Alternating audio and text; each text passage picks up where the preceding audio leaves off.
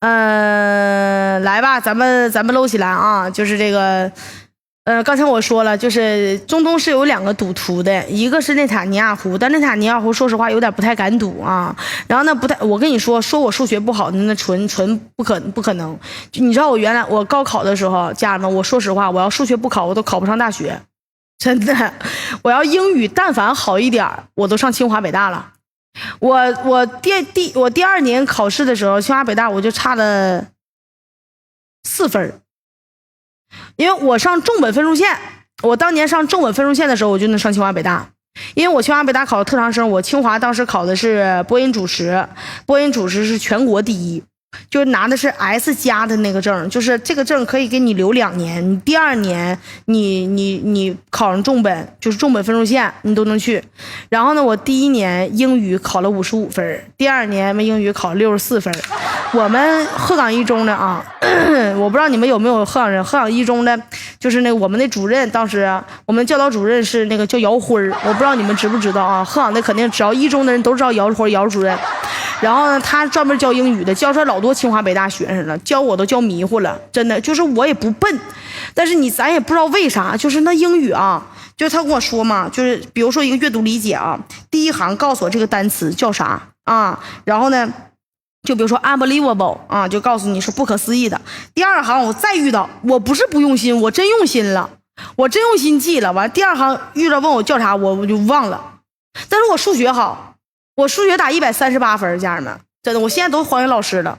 我数学打138意味着什么？就是后面剩的12分，我都压根我都不答了。我整个填空题、选择题啊，我不是不上心，我真上心了。真的，那英语就学不会。就现在我很自卑的一点就是我英语学不会。真的很多就是我们主持，我的能力不差呀，我主持，但是我的双语主持就不行了。真的就英语学不会，老闹心了。我当时数学老好了，那什么那个三角函数了，包括什么立体几何了，然后包括椭圆了，我跟你说，比男的都整不过我，真的，好多理科班的都整不过我那数学啊。但是后来就是没整上，我要但凡英语我再多考4分，我但凡考个68分呢，我都能上清华。所以说这辈子我最大的梦想就是我看等我那啥，我挣钱的，完了我那个实现我人生梦想了，我就去考清华北大去，我必须得上个清华北大，我太难受了，我这辈子最大的梦想就是上清华北大，我真说实话。数学分数跟我姑娘一样的分数，是不是啊？数学其实挺好学的，你掌握技巧、掌握方法就好学。语文我也是打120多分，就英语我打64分的，把我们英语老师都气懵了。当时我高考的时候，家人们啊，咱不好意思啊，就是聊聊天，一看就早恋了，没早恋的家人们，那时候老多小男孩乌泱泱追我了，真的啊。完了，放学送我回家的都有啊。然后呢，就是我考完别的，就比如说考完数学了，第1天考啥我忘了，正好是高考。考完啥，我妈说苏林，你咋样了啊？就是你考的咋样？然后我考完英语出来，你知道我妈问我一句啥事儿不，家人们？我考完英语，你知道我妈咋跟我说的？说第1句话是啥吗？就是秀梅姐啊，梅姐出来，我出来之后，就是我妈心老大了，我爸心老大了。人家这不高考的时候，不是父母都得站外面等的吗？俺家一人没有，然后有拉横幅的，什么还有捧花的，我都自己回去，真的中午自己回家吃饭。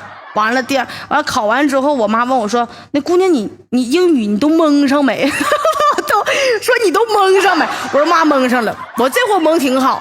我说我整个硬币啊，就正面选 A， 背面选 B， 立起来选 C， 碎了选 D， 完了我都蒙上，因为选择题多嘛。完了我英语我那个后面的作文我不会写，家人们你知道我咋整吗？我也聪明，你知道我聪明。那个不有阅读理解，我不知道有多少人经历过高考啊。那个阅读理解呢，不有老多单词了吗？我但凡不认识，啪我画个圈，然后不认识的啪我画个圈，然后我写作文，那作文我也不知道咋写，我啥也不会英语，我老差了。完了呢，就是不是一共有10行吗？我一行我写几个单词，一行写几个单词，完了用我会的单词，比如说 I'm 谁什么 I love 啥玩意儿，完了呢就and啥 all 啥，然后我就把那些什么介词啊、形容词啊，叭叭一填，一个作文咱也不知道说的3、7、4、5、6，叮当叮当就5、8开的，反正就是就嘎嘎我就整上了。就是但是我态度，我主打一个态度好，家人们，就是我当时我写完之后，那老师看都得感动，说这孩子得多努力呀，这么乱码七糟蹩脚的词儿都能给你整上啊！就是我看我努力都得给我10分，结果我英语分估的我1分不差，兄弟们，真事儿，我作文我就估10分，一共20分，给我10分，那是真的，老师给我脸了。真的家人们，就这孩子太努力了，这不会硬编呢。那有的笨的吧，他不会他就不写，我不对，我写老满了，我都写出来好几行，我那单词多呀。那这阅读理解完形填空啥的我就画，不会我就画着，画完我就填完之后我就咔，我跟你说，但是啊，家人们，我说实话，这玩意儿就是说，你们培养孩子也是一样的，就是原来没学的都得补上。原来我最不爱背的就是古诗词，真的，我上了中国传媒大学，我们单独有一科，你知道单独有一科是啥吗？就是我不知道有多少传媒大学的师弟师妹在我直播间啊，他们单独有一科就背课文，就是都是那些初中的高中的那些叫什么君不见黄河之水天上来，奔流到海不复回，然后像什么那个七元春雪啊，对吧，什么这个叫那个中游击水浪遏飞舟啊，或者就好多那些啊，就是我原来都不背，真的，我语文打128分，我那个我都空着，我就不背，上大学全补回来了，然后工作这么长时间，家嘛就笨鸟先飞啊，就是我就恨死我当时自己了。我说我高中为啥不好好学呀？那有用的一个没学，没有用的，那数学打138分，我也没考上清华，也没给祖国做上贡献呢。我说就一张嘴好使，我说的这玩意儿文言文不整，所以说现在我就想做文化啊！我这大学的时候，就包括我参加工作这么多年，家人们，我一点不懒学，我那笔记本都用飞了，笔记本用4、5本。就但凡我到一个地方去主持节目去，我都得提前我咔做功课，做将近3、4、5、7、8页功课，我就怕我就是别人能说出来的我说不出来。家人们，你们记住啊，就是真的，就你们人生肯定都比我要那个啥，要有经验。有人就天天有一些老师给你们上什么演讲课，上什么即兴表达啊，什么刻意练习，都是扯淡。真事儿，就是任何的即兴表演都是要有准备的。就是你是个主持人啊，就演员真的不算，就演员你可以演不好，你重来，你咔你整一个大型晚会直播，你上台上，家人们，你啥也不是的时候，你爹你妈是谁都救不了你，真的。所以说我特别感谢我这份职业啊，让我弥补了我生命的缺失。我也特别感谢快手这个平台，让我知道世界长什么样。就是其实我说实话，我非常诚恳，我不是军事专家，我原来也不是说什么军事迷，但是我喜欢，我确实喜欢。但是我觉得啊，就是我在直播间讲了2年多的这种俄乌局势啊、巴以冲突啊，我每天都在干这些事儿，每天都在关注，让我觉得我没白走人生这么一遭。我能知道我生活的这个世界是什么样的。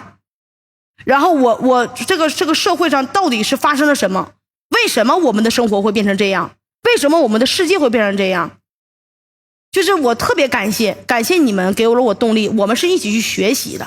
我觉得能关注国际大事的人都是有格局的人，真的，家人们，你们关注完之后，咱们就知道，就是你别1亩3分地井底之蛙，自给自足的啊，就是老婆孩子热炕头，就吃饱了全家一人吃饱全家不饿，那你生命多美好啊！你能生而为人，家人们，6道轮回生而为人得多好。为什么我就有的时候就包括就卖这个，就包括我们整个的什么保健类的，包括大伟哥这种那个护肝的东西，对不对？我为什么要做这个东西？我就觉得说，我们人生来这么一遭，遇到都是缘分。就我们遇到这个产品都是缘分，不要天天当小黑粉，多烦人呢，对不对？所以我确实觉得，这跑题了啊，跑题干6000来人，你说这谁受得了？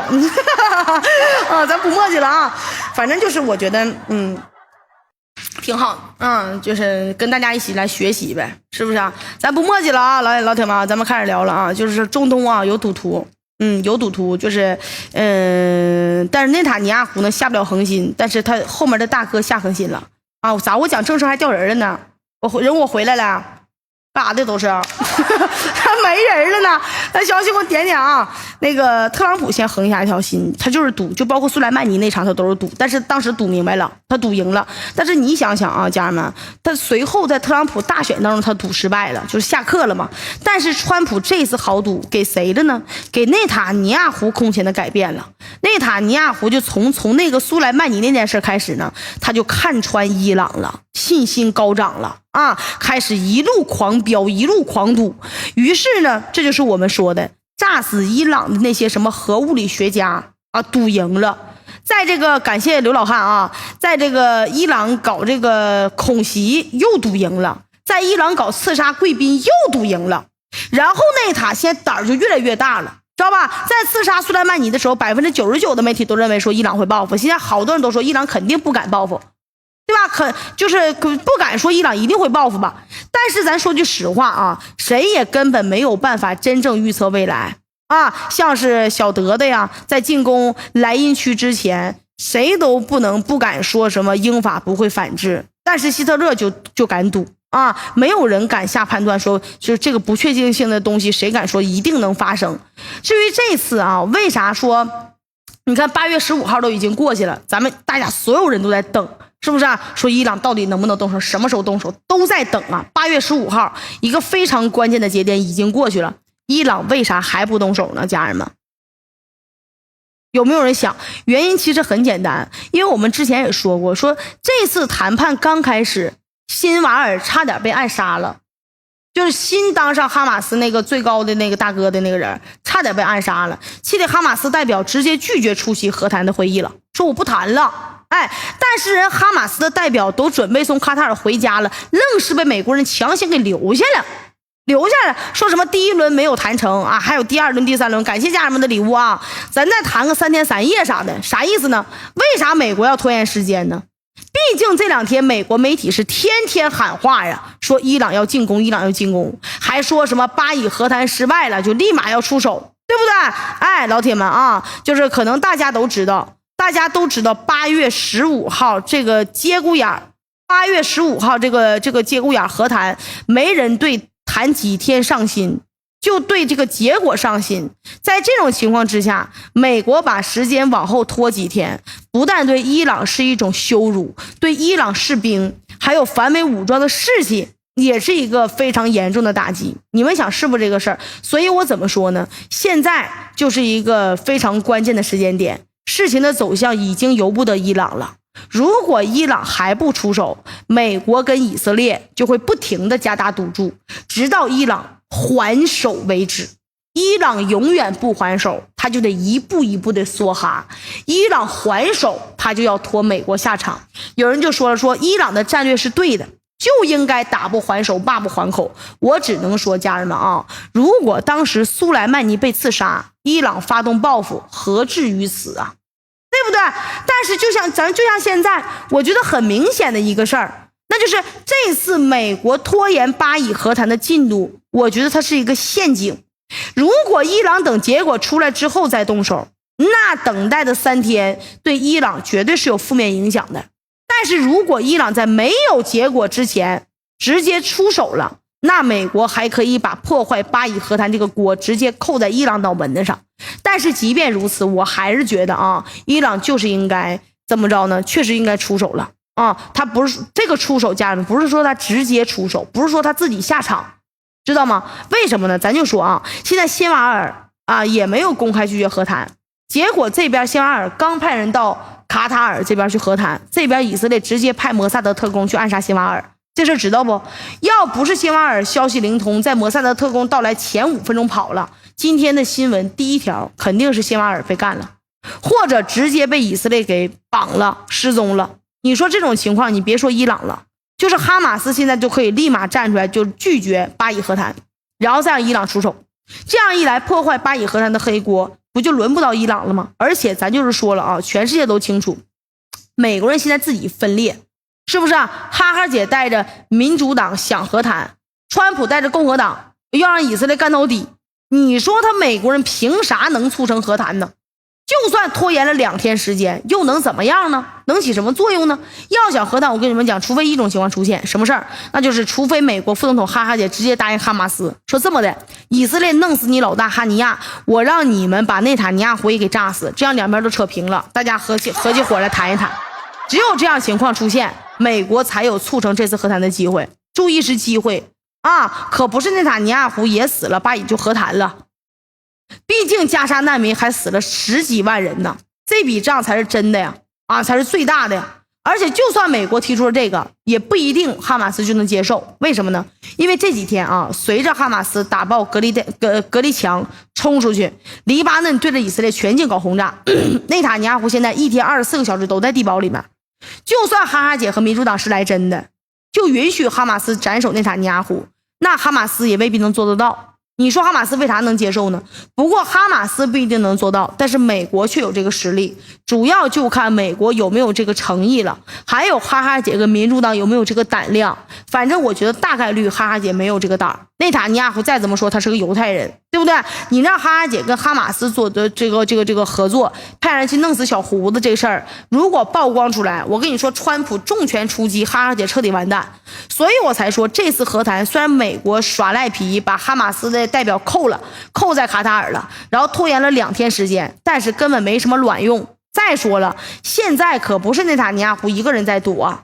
我很早之前就说过，这次内塔尼亚胡之所以敢这么玩命，除了他认为伊朗不可能不可能大规模的报复，最大的助力来自于川普。内塔是必然要赌的，下了赌桌他就得坐牢，而川普现在也得赌，他要是赌输了，等他一大堆的官司，他要被罚的倾家荡产。要知道川普那是视财如命，他是商人呐。如果川普回到白宫呢，兄弟们，川普说过他是美国最爱好和平的总统，但真实情况是这样吗？他一直在搞什么？川普我跟你说，他有个爱好，就是极限施压。那么什么叫极限施压呢？就是踩你的红线，就赌你不敢反抗。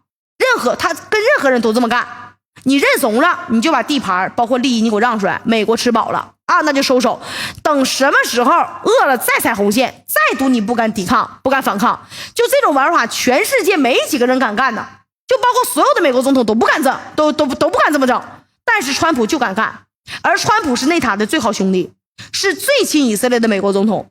现在内塔疯狂在中东搞事儿，老铁们中东摊子一旦铺得越来越大，民主党就越来越被动，特朗普就越有可能会回来。一旦川普回来，再加上内塔，两个人必然在中东掀起腥风血雨。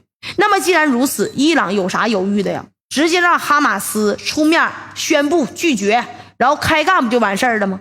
那么说到这，可能有人会讲了，说现在不只是伊朗在准备对不对？美国跟以色列也在准备现在中东美军老铁们，今天五角大楼罕见报道了，说他们承认部署在中东现在已经将近4万人了。有人说打心理战，你太漂亮了，我也是这么认为的。再加什么呢？美国说不但干过去4万人，什么 F-35、F-22，还有部署在约旦的 B-1战略核轰炸机2架。说伊朗一点空中优势都没有，这出手不是找死吗？我承认家人们，美以在中东确实已经准备好万全的应对之策了，而且美国跟以色列对比伊朗的海空军，那直接是碾压的状态。但是咱就说他们能一直这样高度警惕的保持下去吗？大规模不好使，小规模多次分批地区突袭，你看好使不好使？咱就说这2天的消息家人们，你看见了吗？就我说伊朗有没有出手，我告诉你家人们，伊朗现在伊朗可能没出手，但是你想，如果真像我们说的伊朗一点动作都没有，这些抵抗之狐早就闹了，他们可不是什么善茬这帮抵抗之狐早就不干了，早就撇大哥自己单干了。但是你看叙利亚这边弄死美军，抢回一个油田，伊拉克又朝着阿萨德空军基地叮当456扔大丝花，真主党打砸抢烧几个以色列北边还有戈兰高地的军事据点，巴勒斯坦哈马斯已经把隔离墙都给炸了，跟那个俄罗斯那什么瓦格纳里应外合，把以色列空军基地给炸了一个遍。昨天真是点名点一个当当当当4个火箭弹，点一个当当当当4个大导弹，刚刚就干你啊！整个以色列像样不像样的空军基地全给你炸一遍。这说明什么？说明美国跟以色列你准备的再全面，它也不是没死角的，对吧？再者说了，美国和以色列海空军确实厉害，但是兄弟们，你们想没想过，就是有没有用啊？如果伊朗带头这么一众的反美武装，直接来这么一波狠的，利用他们占据绝对优势的地面部队，直接干到以色列本土，在特拉维夫，在海法，在耶路撒冷几个大城市之间就打穿梭战，打迂回战。我就请问阁下了，擅长远程攻击和疯狂滥炸的美以军队，你该怎么整？你炸以色列吗？对不对？难道美国以色列敢直接对自己的地盘叮当456扔炸弹吗？而且大家别忘了啊，这段时间黎巴嫩真主党包括也门胡塞武装，人家可不是没行动啊，人行动老狠了，天天对着戈兰高地叮当456。前几天炸了几个哨所，对吧？昨天以色列戈兰尼旅也被炸了，这是干啥呀？不就是为了拿下戈兰高地做铺垫吗？戈兰高地拿下来，以色列就废了，到时候让你叫孙子你叫孙子，让你叫儿子你就叫儿子吧。到时候一旦全面出击，戈兰高地这边同时全面开花，以色列直接被人枪顶脑门子上，你准备再充分你没有用，你地势在这摆着呢，到那个时候说不定美国都得直接跪着求巴勒斯坦和伊朗，你高抬贵手吧您呢，对吧？不要把以色列给灭了，赶紧签署两国方案。我告诉你，打到最后，两国方案对于以色列来说是最好的方案。同意我观点扣包同意。总而言之，言而总之，还是那句话，打得一拳开，免得百拳来。但是伊朗这一拳到底什么时候打？老铁们，我告诉你，不一定。而且打了也不是我们想象中那么猛烈。但是你们就看好戏，包括为什么我这么说呢？因为现在以色列和美国的空中优势没有把握。你懂不？就是现在整个抵抗之后没有把握，这是其一。其二，家人们啊，就是现在我们说伊朗最牛的地面部队，你得有时间去准备，你的时间你得充足，对不对？就包括什么呢？就包括像我们就是整个的那个像叙利亚，包括伊拉克，为什么打戈兰高地呢？你们想想，戈兰高地为什么重要呢？伊朗跟以色列中间隔了两个主权国家，一个叫叙利亚，一个叫伊拉克，这俩哥们天天干的是戈兰高地。如果戈兰高地这个地方干完之后，它就会成为伊朗的陆军干到以色列的一个中转站。你们想想是不是这个事儿？远程远火包括近火打击的一个中转站，你们看看啊。然后说完这个，咱再说一下北溪那个事儿啊。昨天好多这大网红啊都在说这个北溪的事儿，说太恶心了，太离谱了，就都在吐槽这个德国太离谱，不敢找美国，不敢找俄罗斯，最后拉着3个乌克兰的游泳教练甩锅，非常离谱。结果今天我一看消息，家人们啊，好家伙了，估计是美国和德国人感觉说有点太糊弄傻子的意思了，所以说美国这边呢紧急改变说辞了啊，说美国五角大楼公开宣布说这次炸了北溪管道这个事儿，说炸北溪那个不是泽连斯基的那个什么意思啊？欧洲国家可千万别把气撒到小泽身上，这是美国自己说的。说这次北溪管道被炸的原因，真正原因根本不是德国人说的那样。美国打他脸了，说真相是乌军前总司令扎卢日内违反泽连斯基的命令，下令炸了北溪管道。你们没听错啊！扎卢日内在英国好好的，突然间嘛背的这么大一个黑锅呀，扎卢日内都得气蒙圈了。那为啥把黑锅放在扎卢日内身上呢？很简单，昨天德国人不是说了吗？北溪管道多处被炸了，是乌克兰用租的游艇还是个帆船实施的爆炸行动，主犯是乌克兰一个男的，叫什么斯尔什么米尔啊，就这说法，但凡懂点水下爆破技术的人都知道，你想在海底下100米的深度啊，在相隔上百公里的4个海底的位置布设爆炸装置，同时引爆，你一个小小的破游艇还是个帆船，那能做到吗？很显然，这个消息一经发布，立马引起了无数的质疑啊！你根本站不住脚啊！这又让美国再次被动了啊！因为这就导致什么呢？导致欧盟这些国家那些并非美国傀儡的人极大的不满，对于美国控制欧盟国家极为不利。所以说美国才得赶紧着吧，说这个事儿是乌克兰人干的啊，但是呢把嫌犯的等级提高了，这么一来事儿不就合理了吗？而且美国五角大楼说完这事儿之后，华尔街日报大大的美化了美国和泽连斯基啊，说什么？说乌克兰总统泽连斯基最初批准了该计划，但是后来呢，美国情报局知道说不能这么干的，老弟儿啊，那不行啊！妈呀，给自己脸上贴金，泽连斯基就赶紧让这个炸入阵停了。但是炸入阵当时呢，那个没遵守命令，硬着头皮把北溪给炸了，反正就这么说的，离谱不？离谱他妈给离谱开门呐啊！但是你甭管多离谱，这个事儿说白了，也就是也不是，咱就说啊，也不是给咱听的，都是给那些欧洲老百姓听的，他们爱信不信，跟我没有半毛钱关系，对不对？而且美国的傀儡家们啊，是德国。对不对？也在配合美国栽赃嫁祸，说对袭击进行了2年调查，证实了他们部分的说法，这就是美国行事的风格。你说你的，我说我的，我管你呢，对吧？有人说今天人怎么这么少，没关系啊，人多少都无所谓。所以最近一段时间你看吧，英国、德国都往乌克兰身上扣屎盆子，你就看这人怎么解决，对不对？还有没有囊中囊？一会儿有啊，家人们。说到这我跟你们说一嘴啊，因为一会儿讲的时候不能说。咱们直播间呢，很多刚才我问了，都是年纪稍微大一点的人，很多都是酒蒙子，都是喝酒的，就包括我的那个台里面，我一会儿讲新闻啊，我不是卖货啊。我台里面有一个确实有个同事啊，真的是喝酒喝的就某肝某硬化了，然后就吃了大伟哥这个，吃了将近3个月的时间。他去体检的时候，转氨酶的指标直接唰往下掉，他都老感谢我了。然后另外咱家有2个粉丝啊，有2个等级非常高的粉丝，都是啊，他是酒精什么肝什么硬什么化，然后包括什么甲乙丙丁肝的这些老铁们都可以去吃。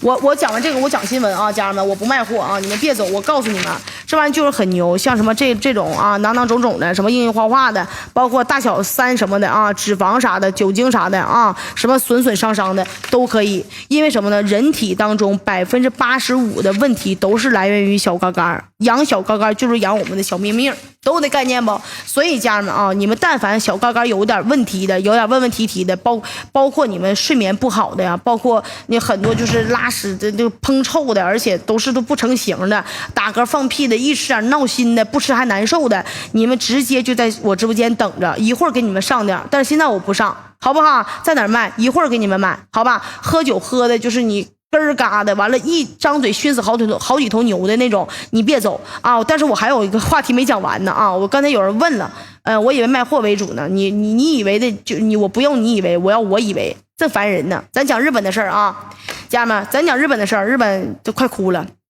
日本这下真要哭了，家人们，氢能源战略遭遇到有史以来的最大危害、最大危机。我告诉你啊，咱们家不是研究新能源吗？什么比亚迪呀，包括什么理想啊，包括什么各种啊，七七八八的，不是研究吗？然后呢，这边呢，像美国呀、德国呀、法国、意大利呀这些传统的汽车企业，他们说不研究了，不研究他们怕打脸。他们说你们不是研究锂电池吗？我们研究氢。他们说他们研究氢能源，就包括日本也是一样的。但是这次日本干拉稀了。啊，本来想弯道超车，就是拽回汽车霸主这个地位，结果稀里糊涂的呢，被队友给卖了，投了得有数千亿美元的国家战略，直接就这么打水漂了。啊，丰田董事长叫丰田章男，一觉醒来，我的个妈，兄弟们，真的天都塌了，自己家氢能车。我们不是研究就电能的吗？他研究氢能，他研究那个氢能车变成氢弹了，兄弟们！就在前几天啊，老铁们，乌克兰这士兵不是因为武器短缺吗？资源也短缺，这边是像北约呀，这地主家没余粮了，美国那边七七八八都给以色列了啊，所以说乌克兰这边不得不手搓炸弹，然后呢就把啥呢？就把丰田的那个氢能汽车给拆了。然后当成炸药去用，你别说老铁们，这效果老不错了。什么概念呢？能达到400磅 TNT 炸药的威力。大家瞅没瞅这个新闻当中那个爆炸威力？有没有瞅见的？400多磅 TNT 爆炸威力，属实相当大了。你们可以算一下，老铁们就这么算啊，400磅相当于180公斤的 TNT 了。而我找了一个去年的新闻，叫银川有一个烧烤店啊，就是这个燃气就爆了，相当于是150公斤的 TNT。也就是3000颗手雷的能量，当时现场情况你们都知道老糟糕了。如果从军事上来讲，兄弟们，这个威力那肯定是相对较小的。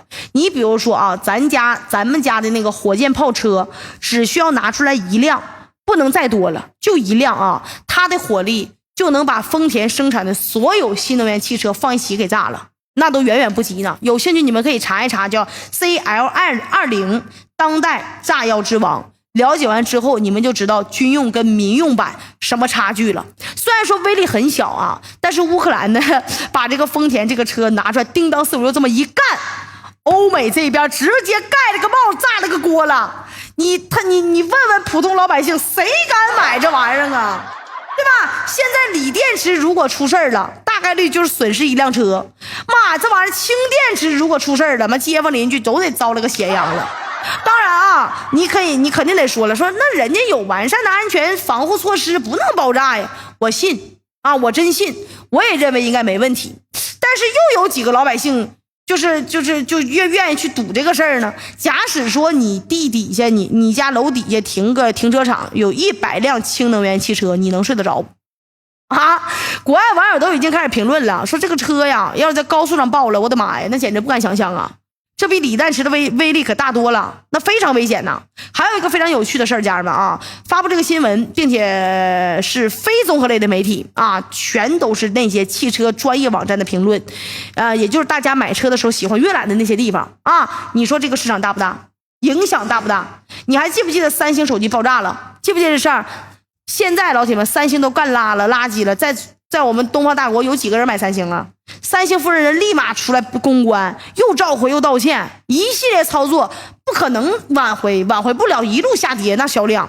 还有一件搞笑的事儿啊，这款这个新能源汽车呢，前几天还是巴黎奥运会的官方用车，因为丰田是奥运的赞助商。当时有120多个科学家联名反对，其中一条理由就是安全性。上车啥呀？氢能源呐，呼吁使用说别使用这玩意儿了，我们用锂电池的新能源嘛。啊，这下就尴尬了。然后我就琢磨，我说法国不是说要援助乌克兰吗？他们不会把这些车都援助给乌克兰当 TNT 去了吧？当然这个是纯属娱乐啊，应该是不会的。但日本人真的是这次哭死了，兄弟们，真的活不下去了。研究了好几年嘛，想靠这玩意儿翻身呢，在关键时刻被乌克兰拿这玩意儿当炸弹了。哎呦，我这不背后捅刀了吗，兄弟们？你这还能不能做盟友了？是不是啊？很多人都知道，说日本人这么多年一直在压住，就不是日本，就包括美国、德国、法国都是这样的，都是一直在压住氢能源的啊。但是很明显，地球上的老大老二都在玩锂电池啊，而不是氢能源呐。氢能源能不能玩？能玩，但是你得有基础，懂不？就是不是说没有任何安全保障的你就能玩的这玩意儿啊。其实日本的锂电池起步的更早，它是最早的，特斯拉早期的电池也是他们提供的，结果他们的国家战略竟然选择了氢能源。这里面究竟有什么故事咱们不得而知了。但现在来看啊，家人们，日本的新能源战略基本上就失败了。之前好歹还在坚持，一年象征性的卖出去几百辆车。丰田的新能源就汽车这个总销量啊，曾经达到过2.6万辆啊，这事儿一出，估计一年几百辆都卖不出去，真的。特别他们现在啊，主要的市场在哪儿呢？拓展市场不能在亚洲拓展不了，在欧美市场拓展啊，各种打折啊，各种折扣，有的甚至便宜4万美元冲销量啊。结果好了，被乌克兰这个猪队友背后捅了一刀，卖啥卖个屁了卖呀！这个世界就这么魔幻，草台班子，计划永远赶不上变化，变化永远赶不上电话，对吧？日本人千算万算，自己10多年投入几千亿的国家战略，兄弟们，最后竟然栽到人家乌克兰人手里了。不过也有网友建议啊，说丰田直接转型成那个军工厂也不错啊。但是他不是就是说的吗？丰田包括三菱啊，这些都是能够转移到军工厂吗？对不对，老铁们？另外啊，就上车上啥车呀？上啥车？你说那个什么那个囊中囊啊，一会儿给你们上，行吧？一会儿给你们上。我还有个新闻，我特别想跟你们讲，我讲完的吧。行不行？讲完的啊，有俩新闻给你们讲讲啊，一个是那个蒙古的事儿，一个是越南的事儿。越南不是那个来咱们这儿了吗？他为啥来？我跟你们聊一聊，行不行？跟你们聊聊越南这个事儿。你们想听哪个？想听猴子的事儿，还是想听那个蒙古的事儿？上车上什么车？干上车不是干，他那个就是什么呢？就是你但凡有这些问题的，你可以去试一试啊，但是没有多少，就是很贵，确实挺贵的。我刚跟大伟哥也说了，我们今天也不是，就是确实我开业，他过来了，包括你们干什么硬什么化的呀，什么大小三阳的呀，包括甲乙丙丁肝的呀，都可以啊，都可以去看看试试。尤其是家人们，你们喝8+1的，你吃完之后都能多喝好几两，确实是啊。但是我先给你们讲完这事儿，我再上车，行吗？啊，讲完这越南这事儿啊，先上车再讲，讲完再上车，求你们了啊！我就特别想讲，不讲我难受，行吗？啊，先讲那个，先说啥？先说越南嘛，越南啊，丰田越南不讲了，都知道了啊。那讲蒙古吧，行不行？就是这两天有一个事儿，就是蒙古不是说那啥吗？啊，先上车再讲，别吵吵，讲完再上车。别闹啊！咱上车了。这个最近一段时间。蒙古一直在说，就是很多人在吵，说那个蒙古批准了美国驻军，有没有人知道这事儿？说美国为啥要做蒙古的第三邻国呢？啊，为什么美国看中蒙古了呢？说蒙古真的批准美国驻军了吗？你们这两天沸沸扬扬，就是我也不知道你们为啥关注这个事儿，我觉得就是扯淡，我也不知道你们为啥关注啊。来，咱们直接就讲这个事儿啊，我看这人说啥了来。能不能不讲新闻直接卖货？不能啊！来，开始了啊！说7月底的时候，美国国务卿布林肯对咱们东方大国旁边的呀，像什么小本、小八嘎了、疯猴子了、果盘了啊，什么老越了，包括新加坡了访问了，对吧？然后8月1号的时候呢，就是结束了对蒙古国的正式访问。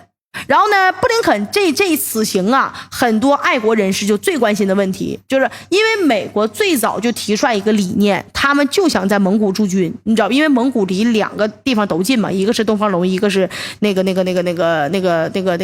毛熊嘛，对吧？然后呢，说这次呢，他们就担心说会不会是布林肯再次提这个要求了？然后紧接之后呢，不少的自媒体账号，包括那个网络上发布的消息啊，说蒙古的总统说同意了。啊，允许美国在这个蒙古驻军，这消息真的假的？我们就来先看看啊，这个布林肯这次对亚洲国家整个的访问行程，全部都围绕着东方大国周围的国家在转悠，对不对？在溜达，他们构筑的就是什么呢？就是什么意思啊？针对谁？就是唯独我们的意愿，那再明显不过了。那布林肯这次访问蒙古的期间啊，就重申了说啊，美蒙战略伙伴关系的重要性，进一步对这个蒙古啊强调说美国作为其第三邻国的承诺。上述表态为美国未来对蒙关系的发展定下了基调。所谓第三邻国，其实并不是美国提出来的，而是蒙古在冷战之后啊提出来的外交理念。在地理位置上，老铁们，你们把那个地图打开啊，蒙古它是个内陆国呀，你们看看蒙古在哪儿呢？它是个内陆国，咱就说了，就是你只有2个巨大的邻居啊，一个是东方大国，北边是那个毛熊嘛，所以他希望发展，因为他这地方他太难受了，他希望发展个第三邻国，他要制衡东方大国和俄罗斯，对吧？在他的这个安全共享当中呢，第三邻国一般指的就像什么西方西方国家或者是国际组织，这就给那些就要反对咱们、针对俄罗斯这个国家提供利用蒙古这个切入点了。因此呢，在布林肯当时访问蒙古的时候，其实就目的就有2个，一个是东方大国俄罗斯之间埋雷啊，把这个蒙古呢作为美国设置在东方大国俄罗斯之间因为超级大的地雷。第二，兄弟们，我告诉你是稀土，有没有关注的？我再重申一遍，稀土还是稀土。下面稀土这个东西太重要了啊！布林肯这次去就是着眼于蒙古的关键矿产，而关键矿产是什么？探索美蒙的能源领域的合作。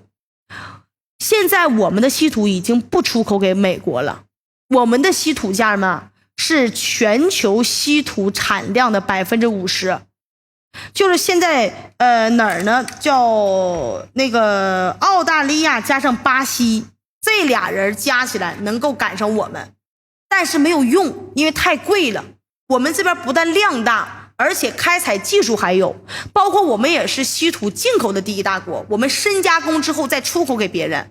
所以说呢，现在啊，就稀土这个东西很重要，你们都知道啊。所以现在美国想要拉拢，就所谓弹性供应链啊，建设主要是就是蒙古是他们拉拢的一个对象之一，希望在关键矿产领域加强对蒙合作，使蒙古能够在美国地缘战略当中发挥更大的作用。咱说直白点，什么概念？